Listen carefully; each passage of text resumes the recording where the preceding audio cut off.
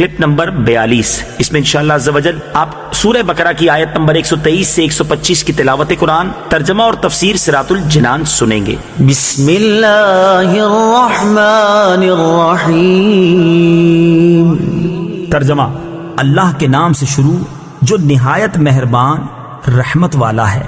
واتقوا يوما لا تجزي نفس عن نفس شيئا ولا يقبل منها عدل ولا تنفعها شفاعة ولا هم ينصرون۔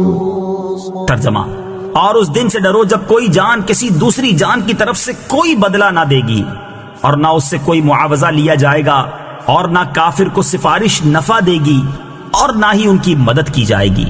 لا تنفعها شفاعہ، نہ کافر کو سفارش نفع دے گی۔ تفسیر صراط الجنان میں ہے۔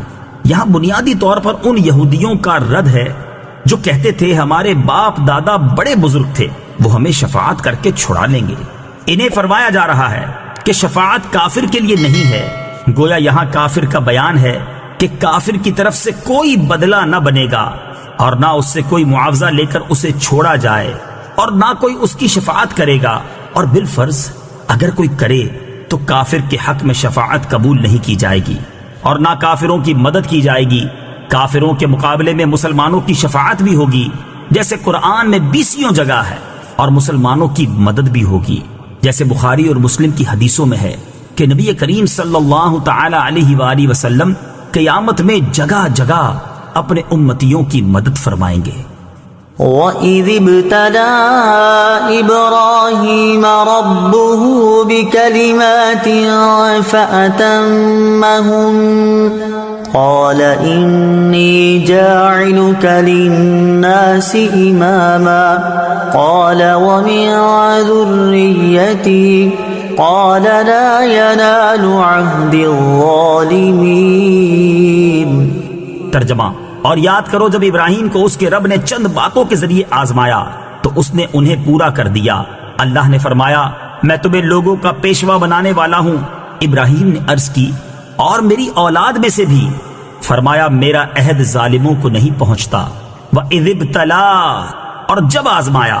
تفسیر صراط الجنان میں ہے یہود و نصارہ اور مشرکین عرب سب حضرت ابراہیم علیہ السلام کے فضل و شرف کے معترف اور آپ کی نسل میں ہونے پر فخر کرتے ہیں۔ اس آیت میں اللہ تعالیٰ نے آپ علیہ السلام کے وہ حالات بیان فرمائے ہیں جن سے سب پر اسلام کا قبول کرنا لازم ہو جاتا ہے، کیونکہ جو چیزیں اللہ تعالیٰ نے آپ علیہ السلام پر واجب کی وہ اسلام کی خصوصیات میں سے ہیں۔ ابتلا آزمائش کو کہتے ہیں۔ خدائی آزمائش یہ ہے کہ بندے پر کوئی پابندی لازم فرما کر دوسروں پر اس کے کھرے کھوٹے ہونے کا اظہار کر دیا جائے۔ حضرت ابراہیم علیہ السلام کی آزمائش میں بہت سے شرعی احکام بھی تھے، اور راہ خدا میں آپ کی ہجرت، بیوی بچوں کا بیابان میں تنہا چھوڑنا، فرزند کی قربانی وغیرہ سب شامل ہیں۔ للناس اماما، لوگوں کے لیے پیشوا۔ تفسیر صراط الجنان میں ہے یہاں امامت سے مراد نبوت نہیں، چونکہ نبوت تو پہلے ہی مل چکی تھی، تبھی تو آپ کا امتحان لیا گیا، بلکہ اس امامت سے مراد دینی پیشوائی ہے، جیسا کہ جلالین میں اس کی تفسیر قدوۃً فی الدین یعنی دین میں پیشوائی سے کی گئی ہے۔ وَمِن ذُرِّيَّتِي، اور میری اولاد میں سے۔ تفسیر صراط الجنان میں ہے جب اللہ تعالیٰ نے حضرت ابراہیم علیہ السلام کو امامت کا مقام عطا فرمایا تو آپ علیہ السلام نے اللہ تعالیٰ سے اپنی اولاد کے لیے بھی عرض کیا۔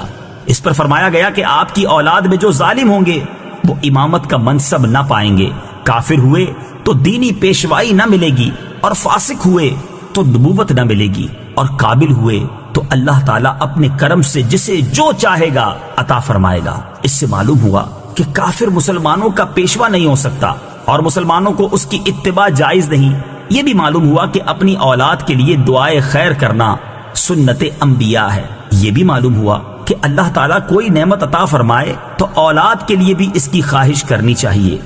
وَإِذْ جَعَلْنَا الْبَيْتَ مَثَابَةً لِلنَّاسِ وَأَمْنًا وَاتَّخِذُوا مِن مَّقَامِ إِبْرَاهِيمَ مُصَلًّى وَعَهِدْنَا إِلَىٰ إِبْرَاهِيمَ وَإِسْمَاعِيلَ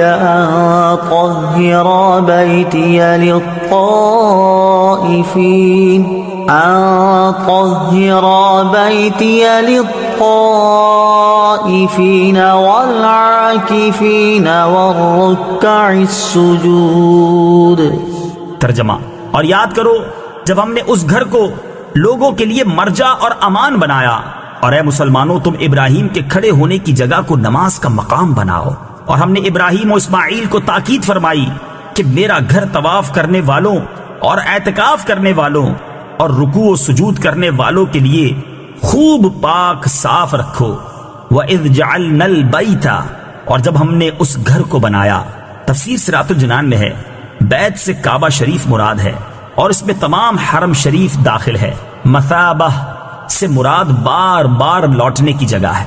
یہاں مسلمان بار بار لوٹ کر حج، عمرہ و زیارت کے لیے جاتے ہیں، اور جو نہ جا سکے وہ اس کی تمنا ضرور کرتے ہیں۔ اور امن بنانے سے یہ مراد ہے کہ حرم کعبہ میں قتل و غارت حرام ہے، یا یہ کہ وہاں شکار تک کو امن ہے، یہاں تک کہ حرم شریف میں شیر بھیڑیے بھی شکار کا پیچھا نہیں کرتے بلکہ چھوڑ کر لوٹ جاتے ہیں۔ ایک قول یہ ہے کہ مومن اس میں داخل ہو کر عذاب سے معمون ہو جاتا ہے۔